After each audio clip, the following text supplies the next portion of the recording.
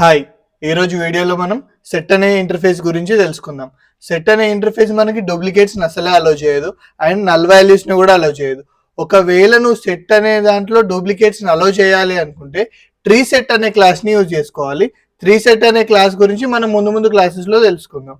ఎందుకంటే ఈ సెట్ అనే ఇంటర్ఫేస్ నుండి వచ్చే క్లాసెస్ గురించి కూడా నేను మీకు ఎక్స్ప్లెయిన్ చేస్తాను నెక్స్ట్ వీడియోస్లో, కాబట్టి అప్పుడు మీకు ఇంకా క్లియర్గా ఎక్స్ప్లెయిన్ చేస్తాను. ఇక సెట్ విషయానికి వస్తే మనం లిస్ట్ అనే దాంట్లో ఇండెక్స్ బేస్ చేసుకుని ఆ వాల్యూస్ని రిట్రీవ్ చేసుకుంటాం కదా. ఇక్కడ అట్లా ఇండెక్స్ బేస్ చేసుకుని వాల్యూస్ని రిట్రీవ్ చేసుకోరాదు, ఎందుకంటే గెట్ అనే మెథడ్ని సెట్ అనేది అలౌ చేయదు. అందుకోసమనే మనం ఇండెక్స్ బేస్డ్గా వాల్యూస్ని తీసుకోవడానికి ఉండదు. ఇంకొక విషయం ఏంటంటే సెట్ అనేది అన్ఆర్డర్డ్, అంటే కొన్నిసార్లు ఆర్డర్గా కావచ్చు, కొన్నిసార్లు అన్ఆర్డర్గా కావచ్చు. ఆర్డర్డ్ అయితే అని గ్యారంటీ ఇవ్వలేము, అన్ఆర్డర్డ్ అయితే అని కూడా గ్యారంటీ ఇవ్వలేము. దాని ఇష్టం వచ్చినట్టుగా వాల్యూస్ని ఇన్సర్ట్ చేసుకుంటుంది. ఇంత ఈజీ సెట్ ఇంటర్ఫేస్ అంటే.